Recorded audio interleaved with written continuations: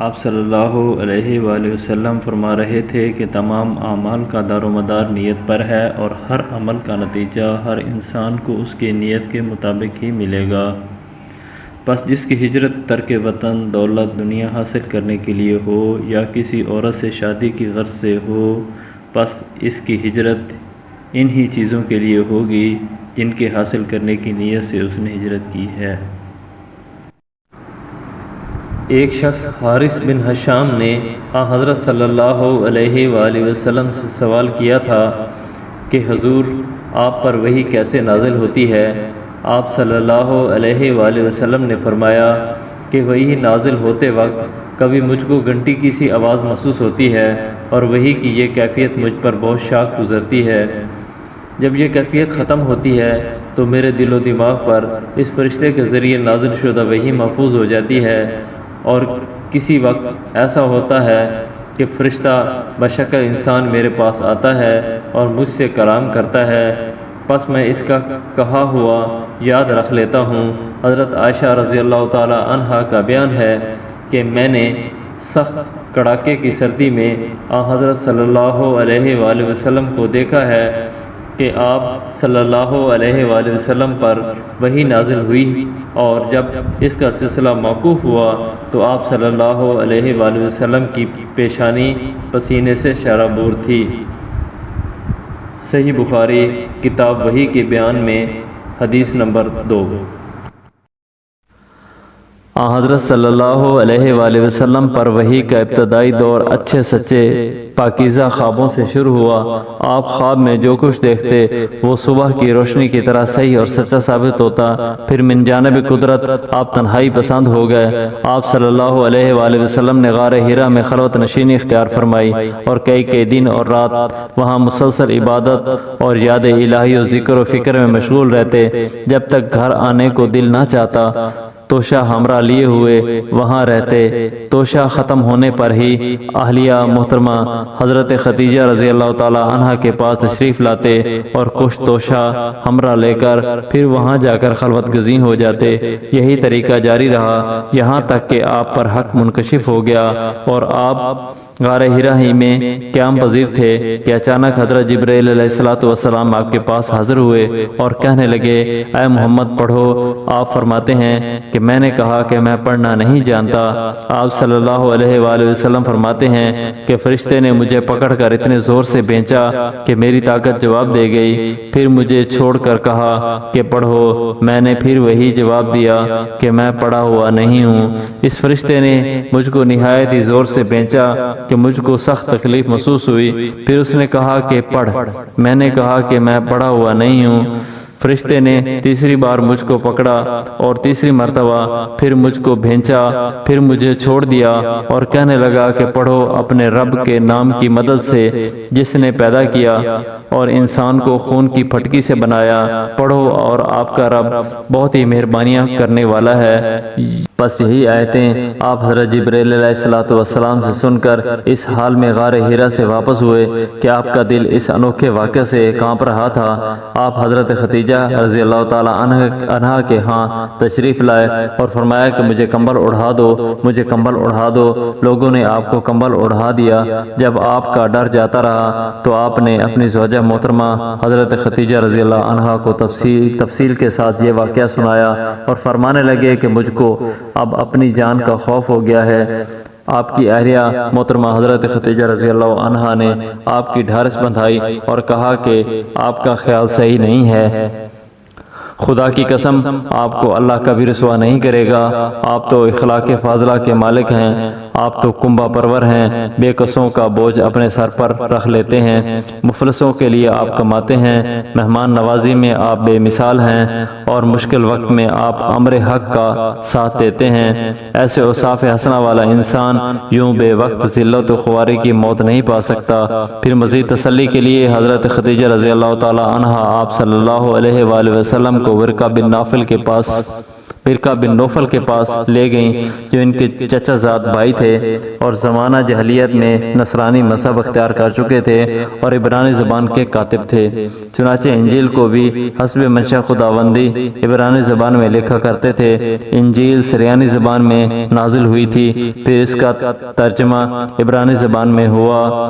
ورقہ اسی کو لکھتے تھے۔ وہ بہت بوڑھے ہو گئے تھے، یہاں تک کہ ان کی بینائی بھی رخصت ہو چکی تھی۔ حضرت خدیجہ رضی اللہ تعالی عنہا نے ان کے سامنے آپ کے حالات بیان کیے اور کہا کہ اے چچا زاد بھائی، اپنے بھتیجے محمد صلی اللہ علیہ وآلہ وسلم کی زبانی ذرا ان کی کیفیت سن لیجئے۔ وہ بولے کہ بھتیجے، آپ نے جو کچھ دیکھا ہے اس کی تفصیل سناؤ۔ چنانچہ آپ صلی اللہ علیہ وآلہ وسلم نے از اول تا آخر پورا واقعہ سنایا، جسے سن کر ورقہ بے اختیار ہو کر بول اٹھے کہ یہ تو وہی ناموس معزز رازدان فرشتہ ہے جسے اللہ نے حضرت موسیٰ علیہ السلام پر وحی دے کر بھیجا تھا۔ کاش میں آپ کے اس عہد نبوت کے شروع ہونے پر جوان عمر ہوتا، کاش میں اس وقت تک زندہ رہتا جب کہ آپ کی قوم آپ کو اس شہر سے نکال دے گی۔ رسول کریم صلی اللہ علیہ وآلہ وسلم نے یہ سن کر تعجب سے پوچھا کہ کیا وہ لوگ مجھ کو نکال دیں گے، حالانکہ میں تو ان میں صادق و امین و مقبول ہوں۔ ورقہ بولا، ہاں یہ سب کچھ سچ ہے، مگر جو شخص بھی آپ کی طرح امر حق لے کر آیا لوگ اس کے دشمن ہی ہو گئے ہیں۔ اگر مجھے آپ کی نبوت کا وہ زمانہ مل جائے تو میں آپ کی پوری مدد کروں گا۔ ورقہ کچھ دنوں کے بعد انتقال کر گئے، پھر کچھ عرصہ تک وحی کی آمد موقوف رہی۔ صحیح بخاری حدیث نمبر 3۔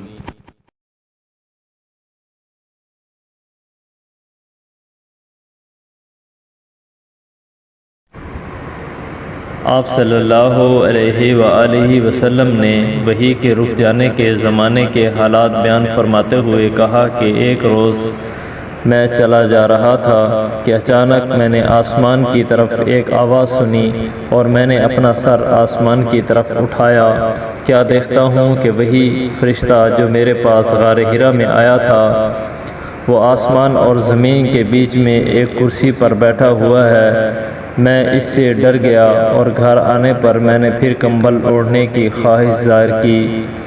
اس وقت اللہ پاک کی طرف سے یہ آیات نازل ہوئیں، اے لحاف اوڑھ کر لیٹنے والے، اٹھ کھڑا ہو اور لوگوں کو عذاب الہی سے ڈرا اور اپنے رب کی بڑائی بیان کر اور اپنے کپڑوں کو صاف رکھ اور گندگی سے دور رہ۔ اس کے بعد وہی تیزی کے ساتھ پے در پے آنے لگی۔ صحیح بخاری حدیث نمبر 3۔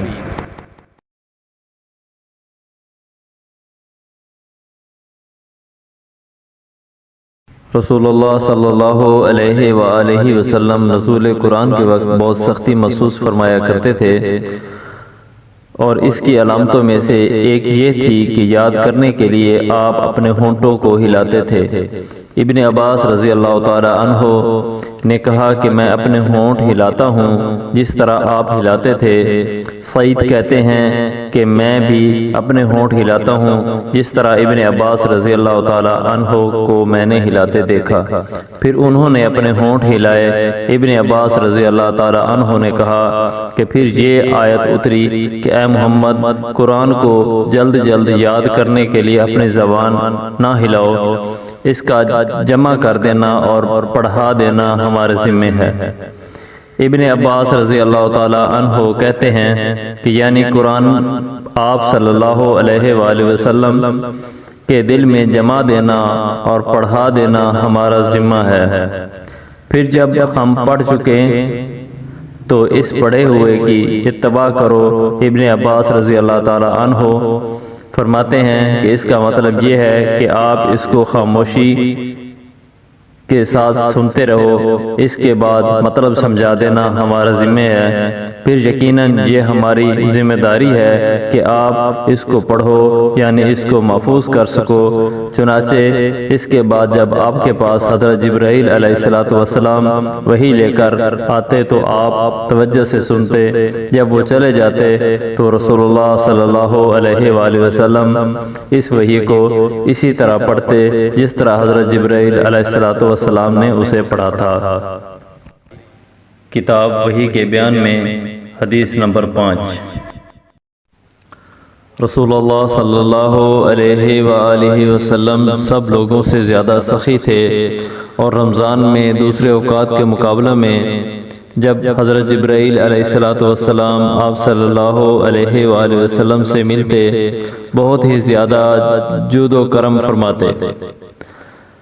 جبرائیل علیہ السلام رمضان کی ہر رات میں آپ صلی اللہ علیہ وآلہ وسلم سے ملاقات کرتے اور آپ صلی اللہ علیہ وآلہ وسلم کے ساتھ قرآن کا دورہ کرتے۔ غرض حضرت صلی اللہ علیہ وآلہ وسلم لوگوں کو بھلائی پہنچانے میں بارش لانے والی ہوا سے بھی زیادہ جود و کرم فرماتے تھے۔ صحیح بخاری کتاب وحی کے بیان میں حدیث نمبر 6۔ ہرقل شاہ روم نے ان کے پاس قریش کے قافلے میں ایک آدمی بلانے کو بھیجا، اور اس وقت یہ لوگ تجارت کے لیے ملک شام گئے ہوئے تھے، اور یہ وہ زمانہ تھا جب رسول اللہ صلی اللہ علیہ وآلہ وسلم نے قریش اور ابو سفیان سے ایک وقتی عہد کیا ہوا تھا۔ جب ابو سفیان اور دوسرے لوگ ہرقل کے پاس ہیلیا پہنچے جہاں ہرقل نے دربار طلب کیا تھا، اس کے گرد روم کے بڑے بڑے لوگ، علماء، وزراء، عمرہ بیٹھے ہوئے تھے۔ ہرقل نے ان کو اور اپنے ترجمان کو بلایا، پھر ان سے پوچھا کہ تم میں سے کون شخص مدعی رسالت کا زیادہ قریبی عزیز ہے؟ ابو سفیان کہتے ہیں کہ میں بول اٹھا کہ میں اس کا سب سے زیادہ قریبی رشتہ دار ہوں۔ یہ سن کر ہرقل نے حکم دیا کہ اس کو میرے قریب لا کر بٹھاؤ اور اس کے ساتھیوں کو اس کی پیٹھ کے پیچھے بٹھا دو۔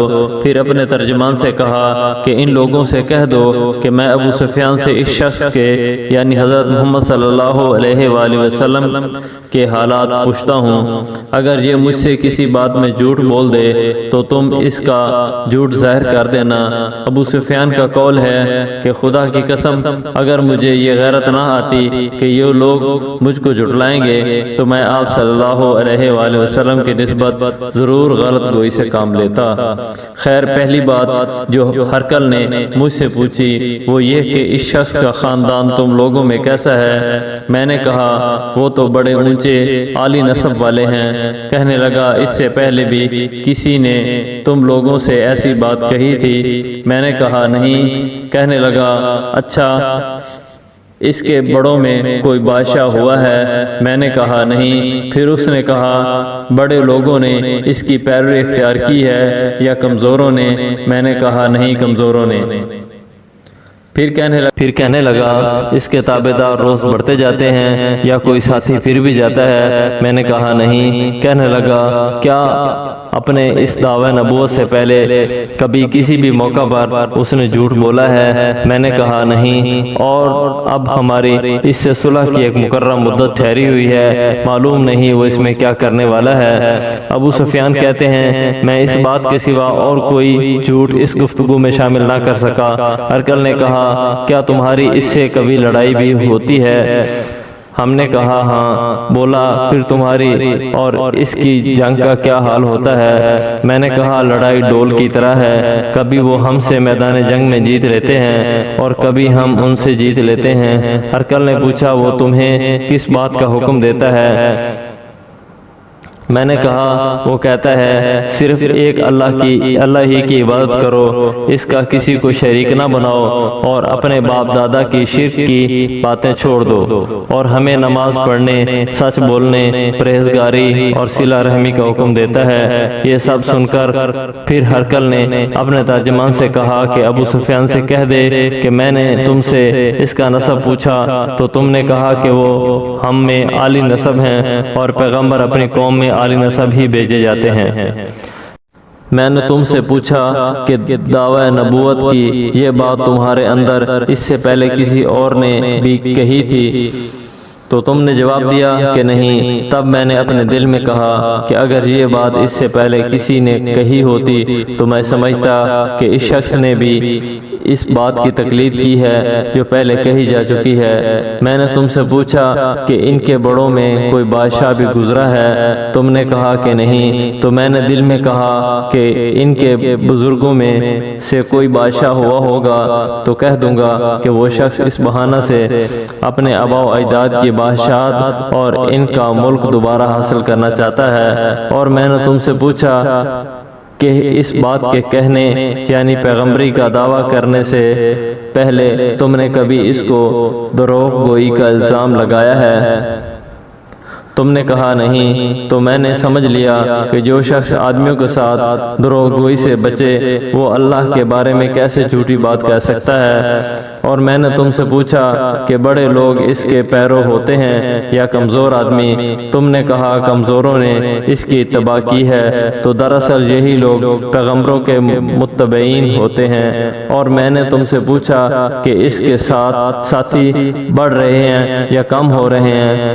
تم نے کہا وہ بڑھ رہے ہیں، اور ایمان کی کیفیت یہی ہوتی ہے حتیٰ کہ وہ کامل ہو جاتا ہے۔ اور میں نے تم سے پوچھا کہ آیا کوئی شخص اس کے دین سے ناخوش ہو کر مرتد بھی ہو جاتا ہے؟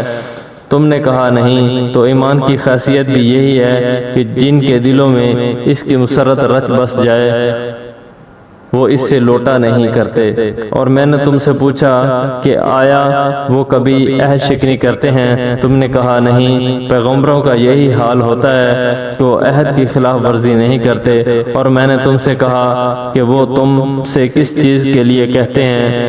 تم نے کہا کہ وہ ہمیں حکم دیتے ہیں کہ اللہ کی عبادت کرو، اس کے ساتھ کسی کو شریک نہ ٹھہراؤ، اور تمہیں بتوں کی پرستش سے روکتے ہیں، سچ بولنے اور پرہیزگاری کا حکم دیتے ہیں۔ لہٰذا اگر یہ باتیں جو تم کہہ رہے ہو سچ ہیں تو ان قریب وہ اس جگہ کا مالک ہو جائے گا کہ جہاں میرے یہ دونوں پاؤں ہیں۔ مجھے معلوم تھا کہ وہ پیغمبر آنے والا ہے، مگر مجھے یہ معلوم نہیں تھا کہ وہ تمہارے اندر ہوگا۔ اگر میں جانتا کہ اس تک پہنچ سکوں گا تو اس سے ملنے کے لیے ہر تکلیف گوارا کرتا۔ اگر میں اس کے پاس ہوتا تو اس کے پاؤں دھوتا۔ ہرقل نے رسول اللہ صلی اللہ علیہ وآلہ وسلم کا وہ خط منگایا جو آپ نے وحیہ کلبی رضی اللہ تعالی عنہ کے ذریعے حاکم بصرہ کے پاس بھیجا تھا، اور اس نے وہ ہرقل کے پاس بھیج دیا تھا۔ پھر اس کو پڑھا تو اس میں لکھا تھا، اللہ کے نام کے ساتھ جو نہایت مہربان اور رحیم کرنے والا ہے۔ اللہ کے بندے اور اس کے پیغمبر حضرت محمد صلی اللہ علیہ وآلہ وسلم کی طرف سے یہ خط ہے۔ شاہ روم کے لیے اس شخص پر سلام ہو جو ہدایت کی پیروی کرے۔ اس کے بعد میں آپ کے سامنے دعوت اسلام پیش کرتا ہوں۔ اگر آپ اسلام لے آئیں گے تو دین و دنیا میں سلامتی نصیب ہوگی، اللہ آپ کو دوہرا ثواب دے گا، اور اگر آپ میری دعوت سے روگردانی کریں گے تو آپ کی رعایا کا گناہ بھی آپ ہی پر ہوگا۔ اور اے اہل کتاب، ایک ایسی بات پر آ جاؤ جو ہمارے اور تمہارے درمیان یکساں ہے، وہ یہ کہ ہم اللہ کے سوا کسی کی عبادت نہ کریں اور کسی کو اس کا شریک نہ ٹھہرائیں، اور نہ ہم میں سے کوئی کسی کو خدا کے سوا اپنا رب بنائے۔ پھر اگر وہ اہل کتاب اس بات سے منہ پھیر لیں تو مسلمانوں تم ان سے کہہ دو کہ تم مانو یا نہ مانو، ہم تو ایک خدا کے اطاعت گزار ہیں۔ ابو سفیان کہتے ہیں جب ہرقل نے جو کچھ کہنا تھا کہہ دیا اور خط پڑھ کر فارغ ہوا تو اس کے ارد گرد بہت شور و غوغا ہوا، بہت سی آوازیں اٹھیں اور ہمیں باہر نکال دیا گیا۔ تب میں نے اپنے ساتھیوں سے کہا کہ ابو کبشہ کے بیٹے حضرت صلی اللہ علیہ وآلہ وسلم کا معاملہ تو بہت بڑھ گیا، دیکھو تو اس سے بنی اسفر روم کا بادشاہ بھی ڈرتا ہے۔ مجھے اس وقت سے اس بات کا یقین ہو گیا کہ حضور صلی اللہ علیہ وآلہ وسلم ان قریب غالب ہو کر رہیں گے، حتیٰ کہ اللہ نے مجھے مسلمان کر دیا۔ راوی کا بیان ہے، ابن ناطور ایلیا کا حاکم ہرقل کا مصاحب اور شام کا نصارہ کا لاٹ پادری بیان کرتا تھا کہ ہرقل جب ایلیا آیا ایک دن صبح کو پریشان اٹھا تو اس کے درباریوں نے دریافت کیا کہ آج ہم آپ کی حالت بدلی ہوئی پاتے ہیں۔ کیا وجہ ہے؟ ابن ناطور کا بیان ہے کہ ہرقل نجومی تھا، علم نجوم میں وہ پوری مہارت رکھتا تھا۔ اس نے اپنے ہم نشینوں کو بتایا کہ میں نے آج رات ستاروں پر نظر ڈالی تو دیکھا کہ ختنہ کرنے والوں کا بادشاہ ہمارے ملک پر غالب آ گیا ہے، بھلا اس زمانے میں کون لوگ ختنہ کرتے ہیں؟ انہوں نے کہا کہ یہود کے سوا کوئی ختنہ نہیں کرتا، سو ان کی وجہ سے پریشان نہ ہوں۔ سلطنت کے تمام شہروں میں یہ حکم لکھ بھیجیے کہ وہاں جتنے یہودی ہوں سب قتل کر دیے جائیں۔ وہ لوگ انہی باتوں میں مشغول تھے کہ ہرقل کے پاس ایک آدمی لایا گیا جسے شاہ غسان نے بھیجا تھا۔ اس نے رسول صلی اللہ علیہ وآلہ وسلم کے حالات بیان کیے۔ جب ہرقل نے سارے حالات سن لیے تو کہا کہ جا کر دیکھو وہ ختنہ کیے ہوئے ہے یا نہیں۔ انہوں نے اس سے دیکھا تو بتلایا کہ وہ ختنہ کیا ہوا ہے۔ ہرقل نے جب اس شخص سے عرب کے بارے میں پوچھا تو اس نے بتلایا کہ وہ ختنہ کرتے ہیں۔ تب ہرقل نے کہا کہ یہی محمد صلی اللہ علیہ وآلہ وسلم اس امت کے بادشاہ ہیں جو پیدا ہو چکے ہیں۔ پھر اس نے اپنے ایک دوست کو رومیہ خط لکھا، وہ بھی علم نجوم میں ہرقل کی طرح ماہر تھا۔ پھر وہاں سے ہرقل حمص چلا گیا۔ ابھی حمص سے نکلا نہیں تھا کہ اس کے دوست کا خط اس کے جواب میں آ گیا۔ اس کی رائے بھی حضور صلی اللہ علیہ وآلہ وسلم کے ظہور کے بارے میں ہرقل کے موافق تھی کہ محمد صلی اللہ علیہ وآلہ وسلم واقعی پیغمبر ہیں۔ اس کے بعد ہرقل نے روم کے بڑے آدمیوں کو اپنے حمص کے محل میں طلب کیا اور اس کے حکم سے محل کے دروازے بند کر لیے گئے۔ پھر وہ اپنے خاص محل سے باہر آیا اور کہا، اے روم والو، کیا ہدایت اور کامیابی میں کچھ حصہ تمہارے لیے بھی ہے؟ اگر تم اپنی سلطنت کی بقا چاہتے ہو تو پھر اس نبی کی بیعت کر لو اور مسلمان ہو جاؤ۔ یہ سننا تھا کہ وہ لوگ وحشی گدھوں کی طرح دروازوں کی طرف دوڑے مگر انہیں بند پایا۔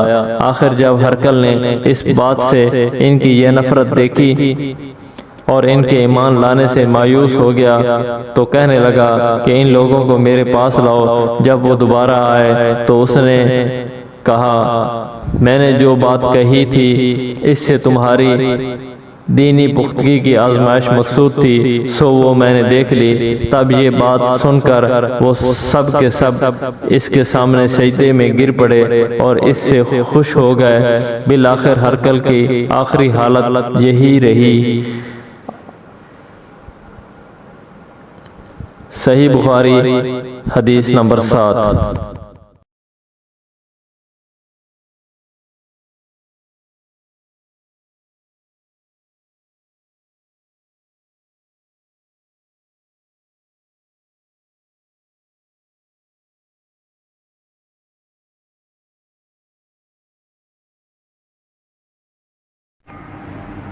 رسول اللہ صلی اللہ علیہ وآلہ وسلم نے فرمایا، اسلام کی بنیاد 5 چیزوں پر قائم کی گئی ہے۔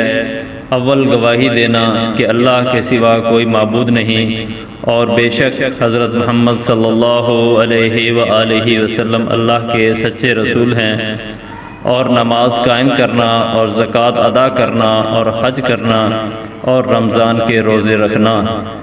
صحیح بخاری حدیث نمبر 8۔ آپ صلی اللہ علیہ وآلہ وسلم نے فرمایا کہ ایمان کی 60 سے کچھ اوپر شاخیں ہیں اور حیا شرم بھی ایمان کی ایک شاخ ہے۔ صحیح بخاری حدیث نمبر 9۔ آپ صلی اللہ علیہ وآلہ وسلم نے فرمایا، مسلمان وہ ہے جس کی زبان اور ہاتھ سے مسلمان بچے رہیں، اور مہاجر وہ ہے جو ان کاموں کو چھوڑ دے جن سے اللہ نے منع فرمایا۔ صحیح بخاری حدیث نمبر 10۔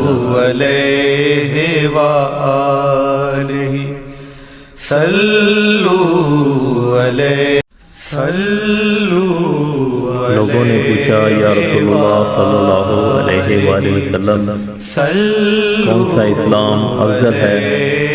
تو نبی صلی اللہ علیہ وآلہ وسلم نے فرمایا وہ جس کے ماننے والے مسلمانوں کی زبان اور ہاتھ سے سارے مسلمان سلامتی میں رہیں گے۔ صحیح بخاری حدیث نمبر 11۔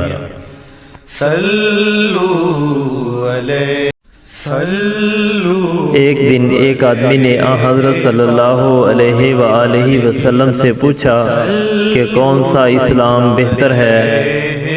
فرمایا یہ کہ تم کھانا کھلاؤ اور جس کو پہچانو اس کو بھی اور جس کو نہ پہچانو اس کو بھی، الغرض سب کو سلام کرو۔ صحیح بخاری حدیث نمبر 12۔ حضرت صلی اللہ علیہ وآلہ وسلم نے فرمایا تم میں سے کوئی شخص ایماندار نہ ہوگا جب تک اپنے بھائی کے لیے وہ نہ چاہے جو اپنے نفس کے لیے چاہتا ہے۔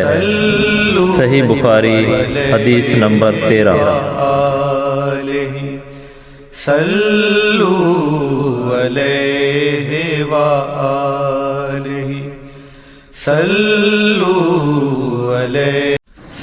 بے شک رسول کریم صلی اللہ علیہ وآلہ وسلم نے فرمایا قسم ہے اس ذات کی جس کے ہاتھ میں میری جان ہے، تم میں سے کوئی بھی ایماندار نہ ہوگا جب تک میں اس کے والد اور اولاد سے بھی زیادہ اس کا محبوب نہ بن جاؤں۔ صحیح بخاری حدیث نمبر 14۔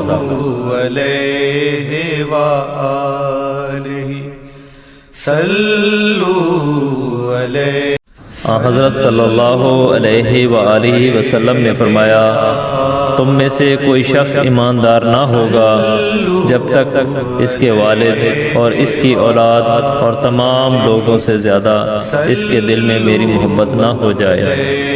صحیح بخاری حدیث نمبر 15۔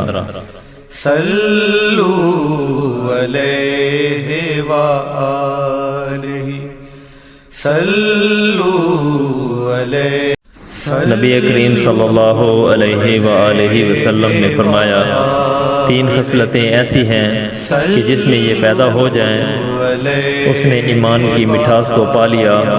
اول یہ کہ اللہ اور اس کا رسول اس کے نزدیک سب سے زیادہ محبوب بن جائیں۔ دوسرے یہ کہ وہ کسی انسان سے محض اللہ کی رضا کے لیے محبت رکھے۔ تیسرے یہ کہ وہ کفر میں واپس لوٹنے کو ایسا برا جانے جیسا کہ آگ میں ڈالے جانے کو برا جانتا ہے۔ صحیح بخاری حدیث نمبر 16۔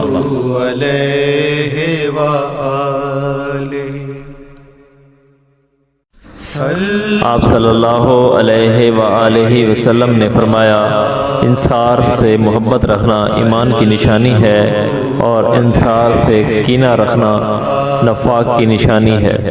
صحیح بخاری حدیث نمبر 17۔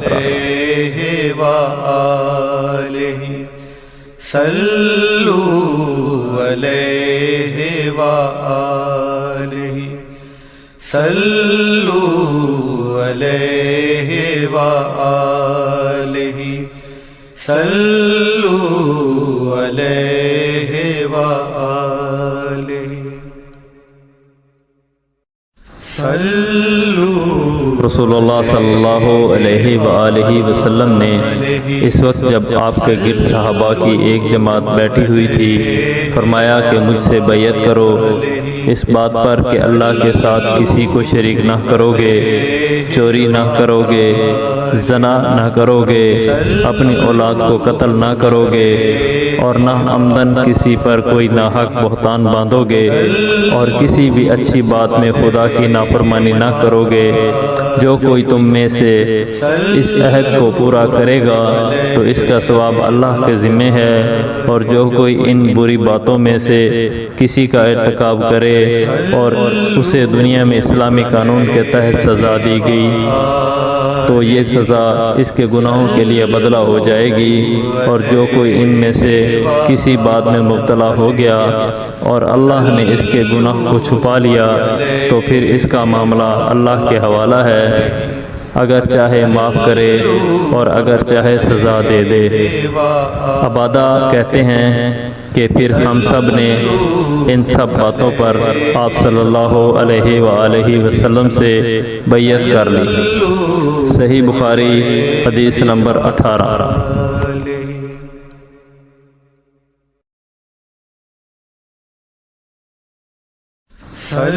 رسول اللہ صلی اللہ علیہ وآلہ وسلم نے فرمایا، وہ وقت قریب ہے جب مسلمان کا سب سے عمدہ مال اس کی بکریاں ہوں گی، جن کے پیچھے وہ پہاڑوں کی چوٹیوں اور برساتی وادیوں میں اپنے دین کو بچانے کے لیے بھاگ جائے گا۔ صحیح بخاری حدیث نمبر 19۔ صلو علیہ وآلہ، صلو علیہ وآلہ، صلو۔ رسول اللہ صلی اللہ علیہ وآلہ وسلم لوگوں کو کسی کام کا حکم دیتے تو وہ ایسا ہی کام ہوتا جس کے کرنے کی لوگوں میں طاقت ہوتی۔ اس پر صحابہ کرام رضوان اللہ علیہم اجمعین نے عرض کیا کہ یا رسول اللہ صلی اللہ علیہ وآلہ وسلم، ہم لوگ تو آپ جیسے نہیں ہیں، آپ تو معصوم ہیں اور آپ کی اللہ پاک نے اگلی پچھلی سب لغزشیں معاف فرما دی ہیں، اس لیے ہمیں اپنے سے کچھ زیادہ عبادت کرنے کا حکم فرمائیے۔ یہ سن کر آپ ناراض ہوئے، حتیٰ کہ خفگی آپ کے چہرے مبارک سے ظاہر ہونے لگی۔ پھر فرمایا کہ بے شک میں تم سب سے زیادہ اللہ سے ڈرتا ہوں اور تم سب سے زیادہ اسے جانتا ہوں، پس تم مجھ سے بڑھ کر عبادت نہیں کر سکتے۔ صحیح بخاری حدیث نمبر 20۔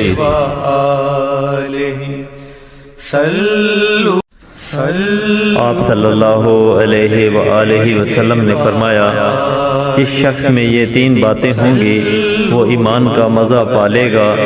ایک یہ کہ وہ شخص جسے اللہ اور اس کا رسول ان کے ماسوائے سے زیادہ عزیز ہوں، اور دوسرے یہ کہ جو کسی بندے سے محض اللہ ہی کے لیے محبت کرے، اور تیسری بات یہ کہ جسے اللہ نے کفر سے نجات دی ہو، پھر دوبارہ کفر اختیار کرنے کو وہ ایسا برا سمجھے جیسا آگ میں گر جانے کو برا جانتا ہے۔ صحیح بخاری حدیث نمبر 21۔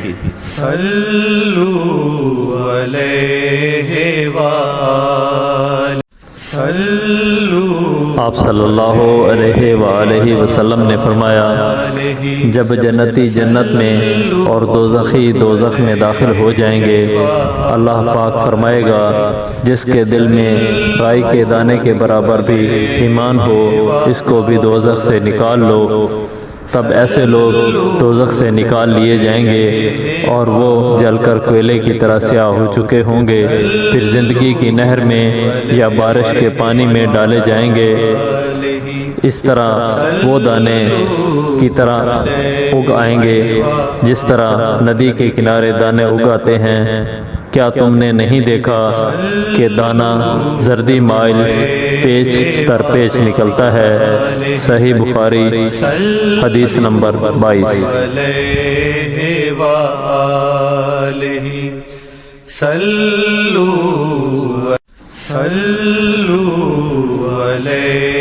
رسول اللہ صلی اللہ علیہ وآلہ وسلم نے فرمایا کہ میں ایک وقت سو رہا تھا، میں نے خواب میں دیکھا کہ لوگ میرے سامنے پیش کیے جا رہے ہیں اور وہ کرتے پہنے ہوئے ہیں، کسی کا کرتا سینے تک ہے اور کسی کا اس سے نیچا ہے۔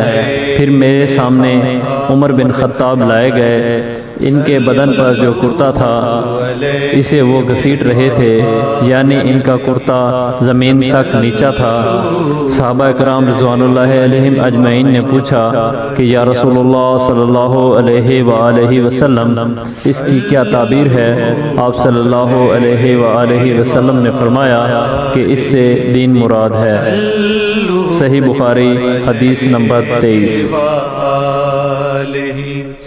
صلو علیہ وآلہ، صلو علیہ صلوا علیہ ایک دفعہ رسول کریم صلی اللہ علیہ وآلہ وسلم ایک انصاری شخص کے پاس سے گزرے، اس حال میں کہ وہ اپنے ایک بھائی سے کہہ رہے تھے کہ تم اتنی شرم کیوں کرتے ہو؟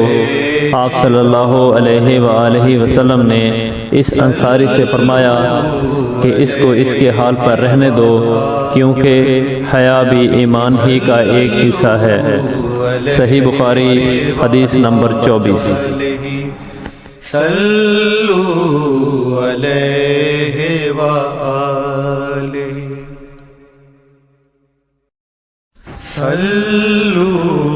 رسول اللہ صلی اللہ علیہ وآلہ وسلم نے فرمایا، مجھے اللہ کی طرف سے حکم دیا گیا ہے کہ لوگوں سے جنگ کروں اس وقت تک کہ وہ اس بات کا اقرار کر لیں کہ اللہ کے سوا کوئی معبود نہیں ہے، اور یہ کہ محمد صلی اللہ علیہ وآلہ وسلم اللہ کے سچے رسول ہیں، اور نماز ادا کرنے لگیں اور زکوٰۃ دیں۔ جس وقت وہ یہ کرنے لگیں گے تو مجھ سے اپنے جان و مال کو محفوظ کر لیں گے، سوائے اسلام کے حق کے رہا ان کے دل کا حال تو ان کا حساب اللہ کے ذمے ہے۔ صحیح بخاری حدیث نمبر 25۔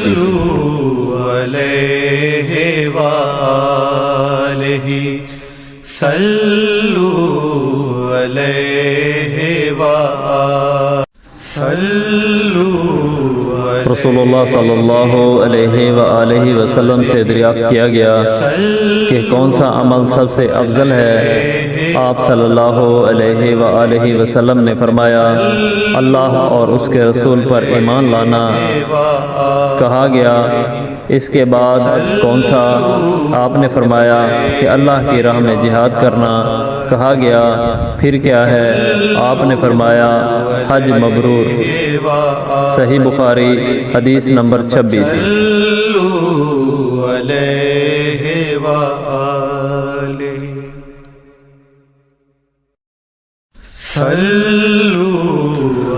رسول اللہ صلی اللہ علیہ وآلہ وسلم نے چند لوگوں کو کچھ عطیہ دیا اور ساتھ وہاں موجود تھے۔ وہ کہتے ہیں کہ رسول اللہ صلی اللہ علیہ وآلہ وسلم نے ان میں سے ایک شخص کو کچھ نہ دیا، حالانکہ وہ ان میں مجھے سب سے زیادہ پسند تھا۔ میں نے کہا، حضور صلی اللہ علیہ وآلہ وسلم، آپ نے فلاں کو کچھ نہ دیا، حالانکہ میں اسے مومن گمان کرتا ہوں۔ آپ صلی اللہ علیہ وآلہ وسلم نے فرمایا، مومن یا مسلمان؟ میں تھوڑی دیر چپ رہ کر پھر پہلی بات دہرانے لگا۔ حضور صلی اللہ علیہ وآلہ وسلم نے بھی دوبارہ وہی جواب دیا۔ پھر آپ صلی اللہ علیہ وآلہ وسلم نے فرمایا کہ اے سعد، باوجود یہ کہ ایک شخص مجھے زیادہ عزیز ہے، پھر بھی میں اسے نظر انداز کر کے کسی اور دوسرے کو اس خوف کی وجہ سے یہ مال دے دیتا ہوں کہ وہ اپنی کمزوری کی وجہ سے اسلام سے پھر جائے اور اللہ اسے آگ میں اوندھا ڈال دے۔ صحیح بخاری حدیث نمبر 27۔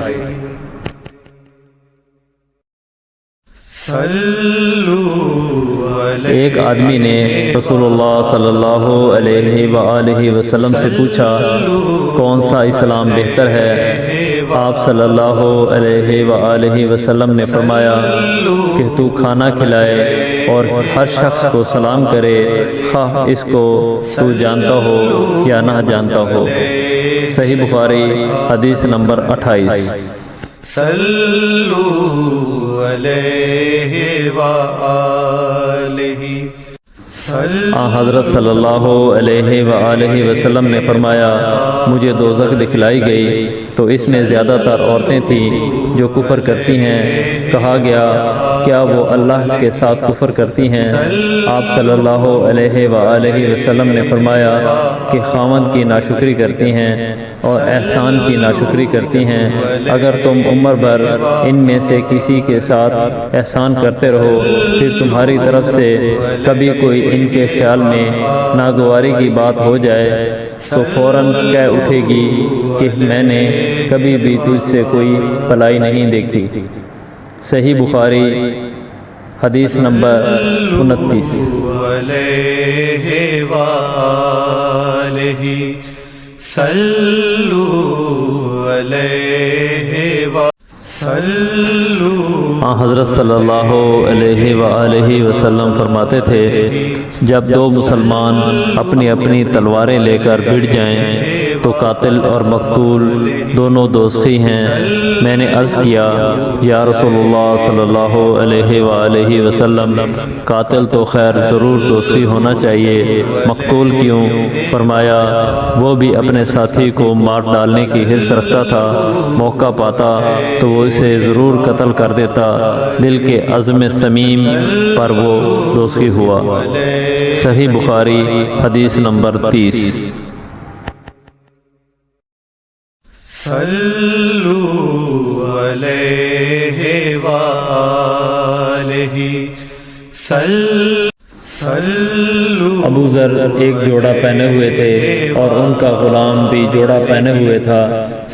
میں نے اس کا سبب دریافت کیا تو کہنے لگے میں نے ایک شخص یعنی غلام کو برا بھلا کہا تھا اور اس کی ماں کی غیرت دلائی یعنی گالی دی، تو رسول اللہ صلی اللہ علیہ وآلہ وسلم نے یہ معلوم کر کے مجھ سے فرمایا اے ابو ذر تو نے اسے ماں کے نام سے غیرت دلائی ہے، بے شک تجھ میں ابھی کچھ زمانہ جاہلیت کا اثر باقی ہے، یاد رکھو ماتحت لوگ تمہارے بھائی ہیں، اللہ نے اپنی کسی مصلحت کی بنا پر انہیں تمہارے قبضے میں دے رکھا ہے، تو جس کے محتاط اس کا کوئی بھائی ہو تو اس کو بھی وہی کھلائے جو آپ کھاتا ہے اور وہی کپڑا اسے پہنائے جو آپ پہنتا ہے، اور ان کو اتنے کام کی تکلیف نہ دو کہ ان کے لیے مشکل ہو جائے، اور اگر کوئی سخت کام ڈالو تو تم خود بھی ان کی مدد کرو۔ صحیح بخاری حدیث نمبر 31۔ علیہ وآلہ صلو۔ جب سورہ انعام کی یہ آیت اتری جو لوگ ایمان لائے اور انہوں نے اپنے ایمان میں گناہوں کی آمیزش نہیں کی تو آپ صلی اللہ علیہ وآلہ وسلم کے اصحاب نے کہا یا رسول اللہ صلی اللہ علیہ وآلہ وسلم یہ تو بہت ہی مشکل ہے، ہم میں کون ایسا ہے جس نے گناہ نہیں کیا؟ تب اللہ پاک نے سورہ لقمان کی یہ آیت اتاری کہ بے شک شرک بڑا ظلم ہے۔ صحیح بخاری حدیث نمبر 32۔ صلو علیہ وآلہ آپ صلی اللہ علیہ وآلہ وسلم نے فرمایا منافق کی علامتیں 3 ہیں، جب بات کرے جھوٹ بولے، جب وعدہ کرے اس کے خلاف کرے، اور جب اس کو امین بنایا جائے تو خیانت کرے۔ صحیح بخاری حدیث نمبر 33۔ صلو علیہ وآلہ صلو علیہ وآلہ۔ رسول اللہ صلی اللہ علیہ وآلہ وسلم نے فرمایا جو شخص شب قدر ایمان کے ساتھ محض ثواب آخرت کے لیے ذکر و عبادت میں گزارے اس کے گزشتہ گناہ بخش دیے جاتے ہیں۔ صحیح بخاری حدیث نمبر 35۔ صلو علیہ وآلہ صلو علیہ صلو۔ آپ صلی اللہ علیہ وآلہ وسلم نے فرمایا کہ جو شخص اللہ کی راہ میں جہاد کے لیے نکلا اللہ اس کا ضامن ہو گیا۔ اللہ تعالیٰ فرماتا ہے کہ اس کو میری ذات پر یقین اور میرے پیغمبروں کی تصدیق نے اس سرفروشی کے لیے گھر سے نکالا ہے، میں اس بات کا ضامن ہوں کہ یا تو اس کو واپس کر دوں ثواب اور مال غنیمت کے ساتھ یا شہید ہونے کے بعد جنت میں داخل کر دوں۔ رسول اللہ صلی اللہ علیہ وآلہ وسلم نے فرمایا اور اگر میں اپنی امت پر اس کام کو دشوار نہ سمجھتا تو لشکر کا ساتھ نہ چھوڑتا، اور میری خواہش ہے کہ اللہ کی راہ میں مارا جاؤں، پھر زندہ کیا جاؤں، پھر مارا جاؤں، پھر زندہ کیا جاؤں، پھر مارا جاؤں۔ صحیح بخاری حدیث نمبر 36۔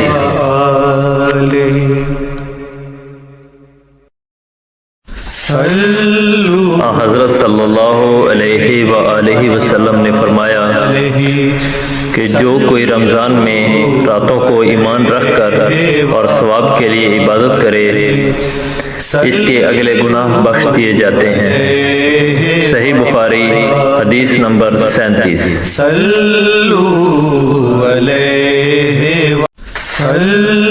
حضرت صلی اللہ علیہ وآلہ وسلم نے فرمایا جس نے رمضان کے روزے ایمان اور خالص نیت کے ساتھ رکھے اس کے پچھلے گناہ بخش دیے گئے۔ صحیح بخاری حدیث نمبر 38۔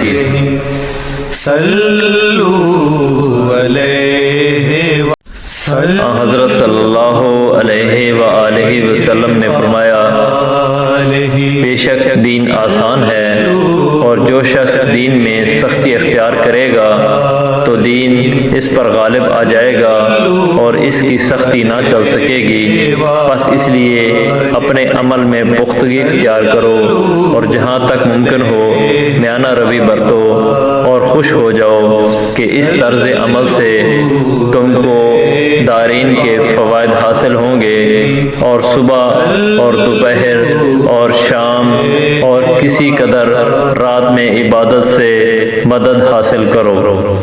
صحیح بخاری حدیث نمبر 39۔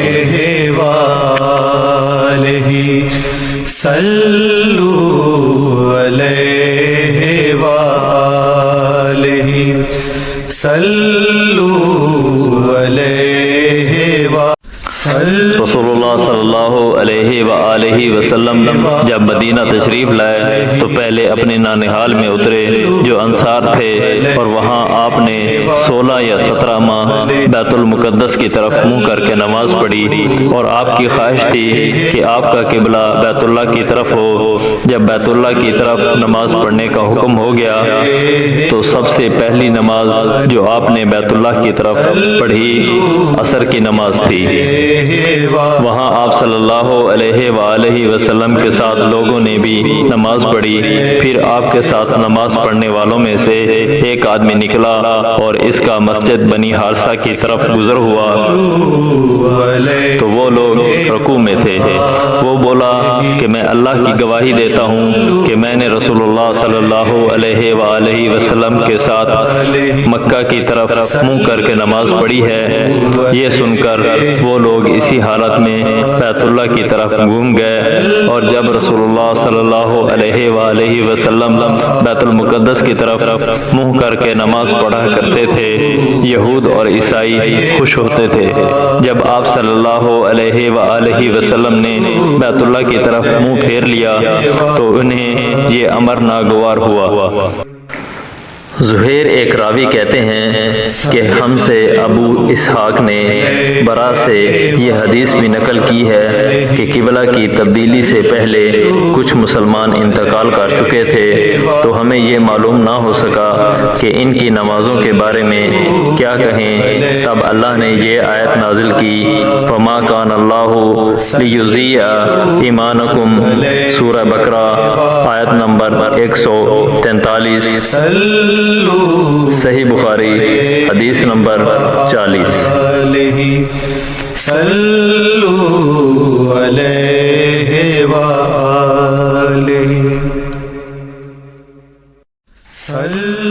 رسول اللہ صلی اللہ علیہ وآلہ وسلم نے فرمایا کہ جب ایک بندہ مسلمان ہو جائے اور اس کا اسلام عمدہ ہو، یقین و خلوص کے ساتھ ہو، تو اللہ اس کے گناہ کو جو اس نے اس اسلام لانے سے پہلے کیا معاف فرما دیتا ہے، اور اب اس کے بعد کے لیے بدلہ شروع ہو جاتا ہے، یعنی ایک نیکی کے عوض 10 گنا سے لے کر 700 گنا تک ثواب، اور ایک برائی کا 80 برائی کے مطابق بدلہ دیا جاتا ہے، مگر یہ کہ اللہ تعالیٰ اس برائی سے بھی درگزر کرے اور اسے بھی معاف فرما دے، یہ بھی اس کے لیے آسان ہے۔ صحیح بخاری حدیث نمبر 41۔ وآلہ صلو علیہ وآلہ۔ رسول اللہ صلی اللہ علیہ وآلہ وسلم نے فرمایا کہ تم میں سے کوئی شخص جب اپنے اسلام کو عمدہ بنا لے، یعنی نفاق اور ریا سے پاک کر لے، تو ہر نیک کام جو وہ کرتا ہے اس کے عوض 10 سے لے کر 700 گنا تک نیکیاں لکھی جاتی ہیں، اور ہر برا کام جو کرتا ہے تو وہ اتنا ہی لکھا جاتا ہے جتنا اس نے کیا ہے۔ صحیح بخاری حدیث نمبر 42۔ صلو علیہ وآلہ۔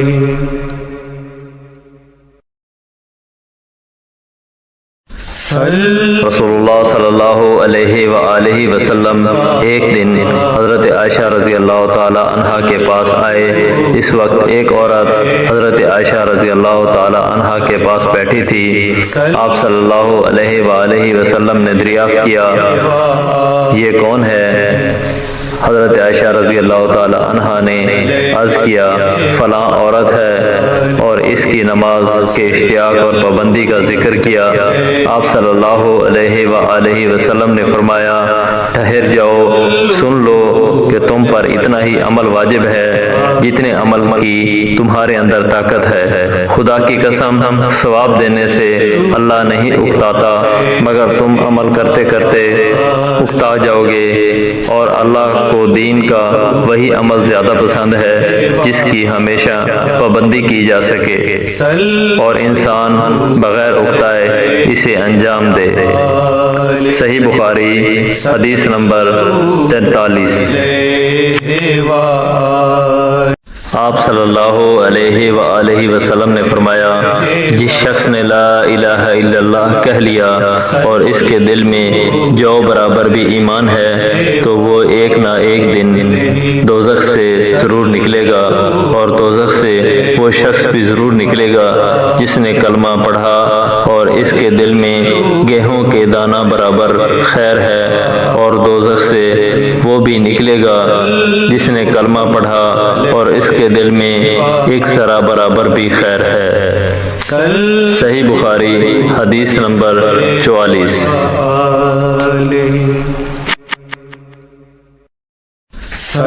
ایک یہودی نے حضرت عمر بن خطاب رضی اللہ تعالی عنہ سے کہا کہ اے امیر المومنین، تمہاری کتاب قرآن میں ایک آیت ہے جسے تم پڑھتے ہو، اگر وہ ہم یہودیوں پر نازل ہوتی تو ہم اس کے نزول کے دن کو یوم عید بنا لیتے۔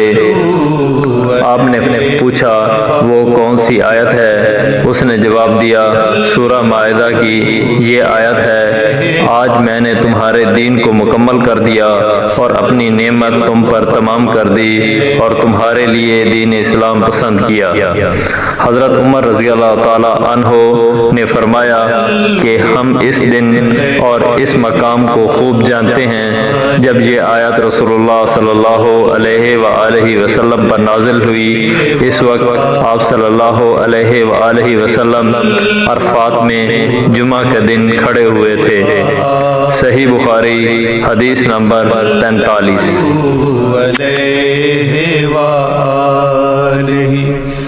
صلو علیہ وآلہ صلو علیہ وآلہ۔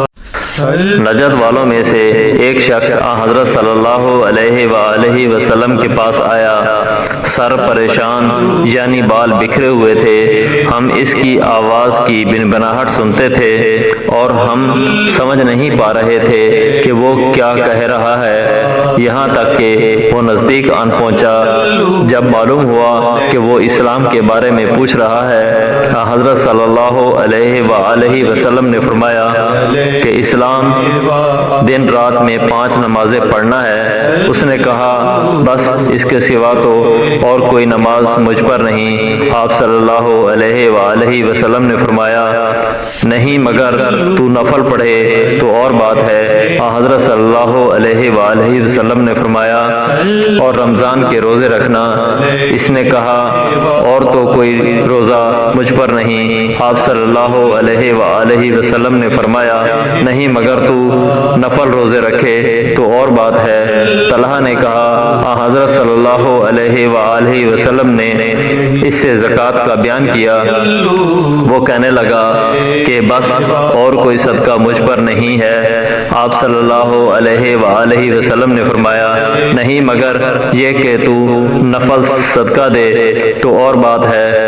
راوی نے کہا پھر وہ شخص پیٹھ موڑ کر چلا گیا، یوں کہتا جاتا تھا قسم خدا کی میں نے اس سے بڑھاؤں گا نہ گھٹاؤں گا۔ حضرت صلی اللہ علیہ وآلہ وسلم نے فرمایا اگر یہ سچا ہے تو اپنی مراد کو پہنچ گیا۔ صحیح بخاری حدیث نمبر 46۔ صلو علیہ وآلہ صلو علیہ وآلہ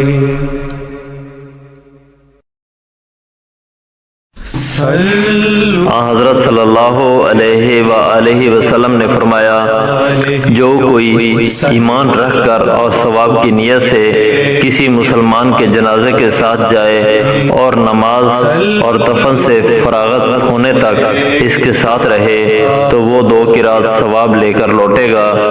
ہر قرات اتنا بڑا ہوگا جیسے احد کا پہاڑ، اور جو شخص جنازے پر نماز پڑھ کر دفن سے پہلے لوٹ جائے تو وہ 1 قرات ثواب لے کر لوٹے گا۔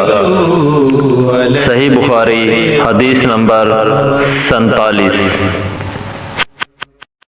صلو علیہ وآلہ صلو حضرت صلی اللہ علیہ وآلہ وسلم نے فرمایا کہ مسلمان کو گالی دینے سے آدمی فاسق ہو جاتا ہے اور مسلمان سے لڑنا کفر ہے۔ صحیح بخاری حدیث نمبر 48۔ صلو علیہ وآلہ صلو علیہ وآلہ صلو علیہ وآلہ حضرت صلی اللہ علیہ وآلہ وسلم اپنے حجرے سے نکلے، لوگوں کو شب قدر بتانا چاہتے تھے وہ کون سی رات ہے۔ اتنے میں 2 مسلمان آپس میں لڑ پڑے۔ آپ صلی اللہ علیہ وآلہ وسلم نے فرمایا میں تو اس لیے باہر نکلا تھا کہ تم کو شب قدر بتلاؤں، اور فلاں آدمی لڑ پڑے تو وہ میرے دل سے اٹھا لی گئی، اور شاید اسی میں کچھ تمہاری بہتری ہو، تو اب ایسا کرو کہ شب قدر کو رمضان کی 27ویں، 29ویں اور 25ویں رات میں ڈھونڈا کرو۔ صحیح بخاری حدیث نمبر 49۔ صلو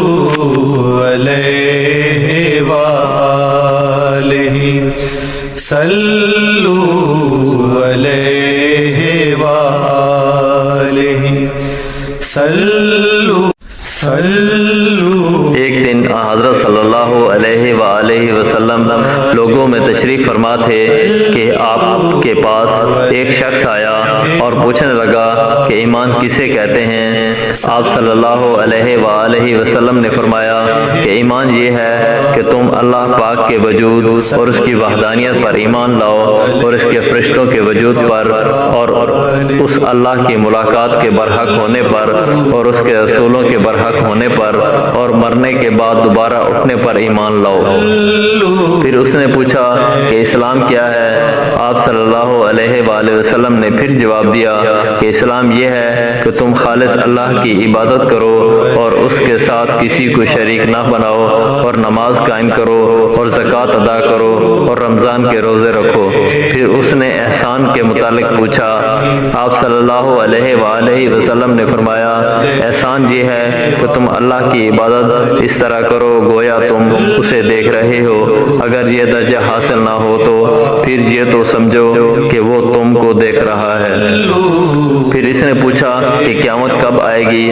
آپ صلی اللہ علیہ وآلہ وسلم نے فرمایا کہ اس کے بارے میں جواب دینے والا پوچھنے والے سے کچھ زیادہ نہیں جانتا، البتہ میں تمہیں اس کی نشانیاں بتلا سکتا ہوں۔ وہ یہ ہے کہ جب لونڈی اپنے آقا کو جنے گی اور جب سیاہ اونٹ چرانے والے دیہاتی لوگ ترقی کرتے کرتے مکانات کی تعمیر میں ایک دوسرے سے بازی لے جانے کی کوشش کریں گے، یاد رکھو قیامت کا علم ان 5 چیزوں میں سے جن کو اللہ کے سوا کوئی نہیں جانتا۔ پھر آپ صلی اللہ علیہ وآلہ وسلم نے یہ آیت پڑھی، اللہ ہی کو قیامت کا علم ہے کہ وہ کب ہوگی، آخر آیت تک۔ پھر وہ پوچھنے والا پیٹ پھیر کر جانے لگا تو فرمایا کہ اسے واپس بلا کر لاؤ۔ لوگ دوڑ پڑے مگر وہ کہیں نظر نہیں آیا۔ آپ صلی اللہ علیہ وآلہ وسلم نے فرمایا کہ وہ جبرائیل علیہ السلام تھے جو لوگوں کو ان کا دین سکھانے آئے تھے۔ امام ابو عبداللہ بخاری فرماتے ہیں کہ آن حضرت صلی اللہ علیہ وآلہ وسلم نے ان تمام باتوں کو ایمان ہی قرار دیا ہے۔ صحیح بخاری حدیث نمبر 50۔ صلو علیہ وآلہ